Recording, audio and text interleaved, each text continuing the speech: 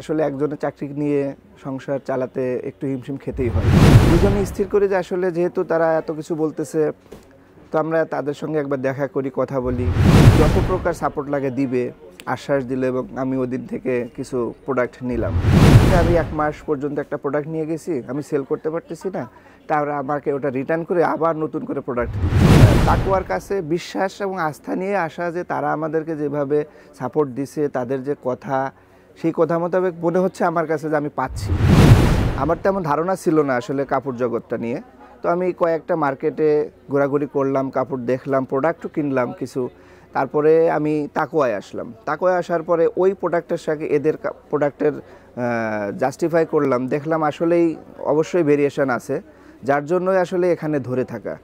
আর এক জায়গায় ধরে থাকলে হয়তো ভালো সাপোর্ট পাওয়া যায়, মান কম বেশি ভালো থাকবেই, দাম কম বেশি থাকবেই, ভালো জিনিসের দাম ভালোই থাকবে। একই জিনিস আমাকে এখান থেকে একরকম দাম পাচ্ছি, আমি অন্য জায়গায় কম পাচ্ছি, তো সেখানে বুঝতে হবে আমাকে যে কেন কম সে আমাকে দিচ্ছে।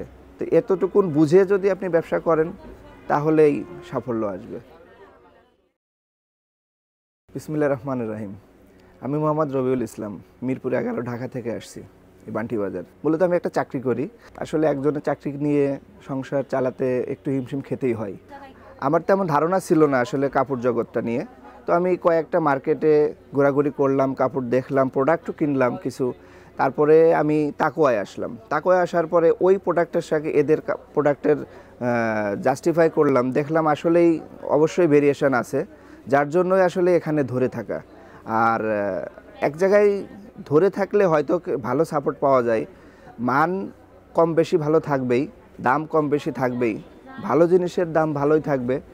একই জিনিস আমাকে এখান থেকে একরকম দাম পাচ্ছি, আমি অন্য জায়গায় কম পাচ্ছি, তো সেখানে বুঝতে হবে আমাকে যে কেন কম সে আমাকে দিচ্ছে। তো এতটুকুন বুঝে যদি আপনি ব্যবসা করেন তাহলেই সাফল্য আসবে। আমার ওয়াইফ বাসায় থাকে, উদ্যোক্তা দুজনেরই যে আমরা একটা কিছু করি। আমরা মোবাইল ফোনের মাধ্যমে একটা ভিডিও দেখি, তাকওয়া ফ্যাশন। দুজনেই স্থির করে যে আসলে যেহেতু তারা এত কিছু বলতেছে, তো আমরা তাদের সঙ্গে একবার দেখা করি, কথা বলি, যে তাদের সঙ্গে দেখা করি। এই করতে করতে একদিন আসলাম, আসার পরে দেখা হলো, কথা বললাম, যত প্রকার সাপোর্ট লাগে দিবে, আশ্বাস দিল এবং আমি ওদিন থেকে কিছু প্রোডাক্ট নিলাম।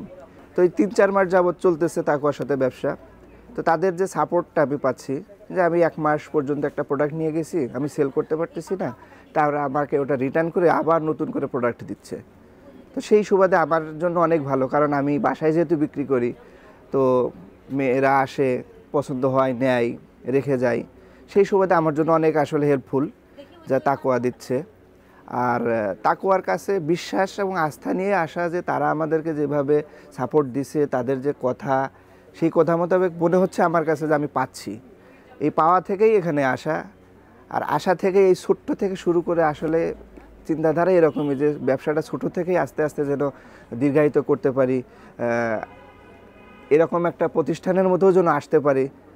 সবাই যেন সেরকমভাবে দোয়া করে, সাহস যোগায়, পাশে থাকে, এরকম কিছু। আর এই প্রতিষ্ঠানের বিষয় আসলে বলার কিছু নেই, কেউ না আসলে বুঝতে পারবে না যে প্রতিষ্ঠানে এরা কিভাবে সাপোর্ট দেয়, এখানে কি প্রোডাক্ট আছে, কোন ধরনের প্রোডাক্ট আছে। আর আমি কিন্তু এখানে একা আসি না, আমার ওয়াইফরে নিয়েই আসি, যেহেতু মেয়েদের পোশাক মেয়েরা একটু ভালো পছন্দ করতে পারে, এই জন্য আমি আজকে একাই আসছি। তো আমি সবশেষে সবার কাছে একটা দোয়া চাইবো যে আমার জন্য, তাকওয়ার জন্য সবাই দোয়া করবেন, যেন তাকওয়া আমাদেরকে সহযোগিতা করতে পারে। আমার জন্য দোয়া করবেন যেন আমি এরকম এই সৎ নীতি নিয়ে ব্যবসায় এগোতে পারি। সবশেষে আসসালামু আলাইকুম, ভালো থাকবেন সবাই।